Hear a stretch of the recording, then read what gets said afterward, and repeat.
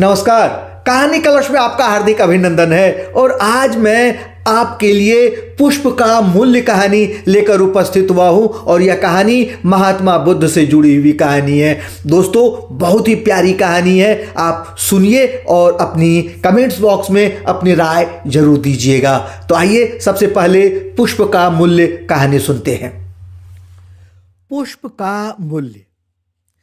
बहुत पुरानी बात है। एक बार कड़ाके की सर्दी पड़ी। सर्दी पड़ने से पेड़ पौधों के पत्ते गिर गए। मंदिरों में पूजा अर्चना के लिए भी पुष्प मिलने मुश्किल हो गए। ऐसे में सुदास के सरोवर में चमत्कार हो गया। उसमें कमल का एक फूल खिला था। ऐसा फूल तो वसंत ऋतु में भी नहीं खिलता था। सुदास की खुशी का ठिकाना ना रहा। सुदास ने उस कमल के फूल को तोड़ लिया। उसे लेकर वह राजा को भेंट करने के लिए चल पड़ा। राजमहल के द्वार पर पहुंचकर उसने राजा के पास संदेश भेजा। उसने द्वारपाल से कहलवाया कि वह राजा को भेंट करने के लिए अद्भुत फूल लाया है। संदेश भेजने के बाद वह द्वारपाल के लौटने की प्रतीक्षा करने लगा। इतने में वहां से एक यात्री निकला। उसने कमल के फूल को देखकर पूछा, क्या तुम यह फूल बेचना चाहते हो? सुदास ने उत्तर दिया, नहीं, मैं इसे राजा को भेंट करने के लिए लाया हूं। यात्री ने कहा, मैं इसे महाराजा धीराज के चरणों में भेंट करने के लिए लेना चाहता हूं। सुदास ने आश्चर्य से पूछा, यह महाराजा धीराज कौन है? मैंने तो उनके विषय में कभी नहीं सुना। यात्री ने उसे समझाते हुए कहा, नगर में महात्मा बुद्ध आए हुए हैं। उनके आने से यह नगर धन्य हो गया है। अब बताओ, इस पुष्प का क्या मूल्य है? मैं इसे खरीदना चाहता हूं। मैं इसे 10 ग्राम सोने के बदले बेचने की आशा लेकर आया हूं।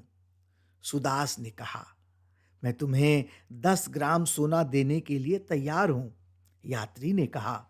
तभी राजा के आने की घोषणा हो गई।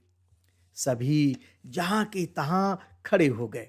राजा प्रसेनजित नंगे पांव महात्मा बुद्ध के दर्शन करने के लिए जा रहे थे। सुदास के हाथ में कमल के सुंदर पुष्प को देखकर वे प्रसन्न हो उठे। उन्होंने सुदास से पुष्प का मूल्य पूछा। सुदास ने कहा, इस पुष्प को ये महाशय खरीद रहे हैं। कितने में? राजा ने पूछा। जी, 10 ग्राम सोने के बदले। सुदास बोला, मैं तुम्हें 50 ग्राम सोना दूंगा। राजा ने कहा, मैं तुम्हें 100 ग्राम सोना दूंगा। कहकर यात्री ने राजा के सामने विनम्रता से हाथ जोड़े। राजा प्रसेनजित आश्चर्यचकित रह गए।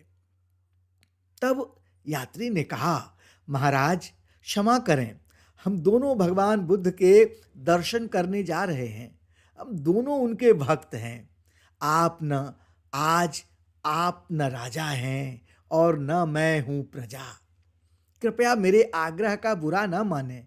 राजा ने मुस्कुराते हुए यात्री से कहा, हे भक्तराज, मैं इसका मूल्य 200 ग्राम सोना तक देने को तैयार हूं। सुदास दोनों ही की बातें सुनकर बोला, अब मैं इस पुष्प को बेचना नहीं चाहता। आप दोनों मुझे क्षमा कर दें। इतना कहकर वह शीघ्रता से चला गया।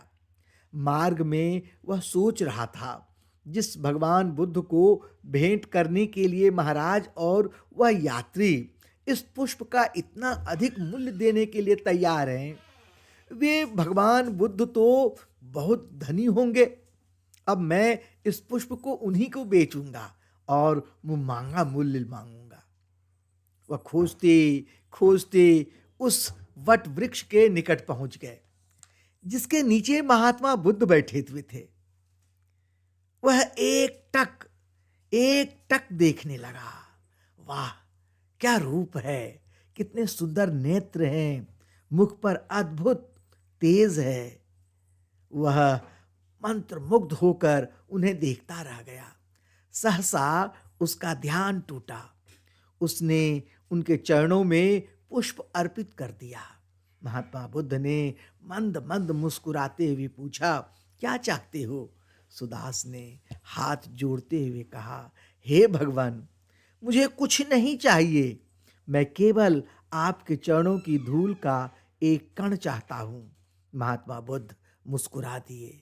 सुदास धन्य हो गया। महान व्यक्तियों से मिले आशीर्वाद का मूल्य अनमोल होता है। अद्भुत बात है ये, अद्भुत बात है। ये कहानी आपको कैसी लगी? आशा है जरूर अच्छी लगी होगी। अगर आपने अभी तक चैनल को लाइक सब्सक्राइब नहीं किया है तो जल्द कर दीजिए, लाइक और सब्सक्राइब कर लीजिए। और मिलते हैं जल्द ही अन्य कहानी के साथ, आपके सामने उपस्थित हो जाऊंगा। तब तक के लिए आज्ञा चाहता हूं। बहुत बहुत धन्यवाद।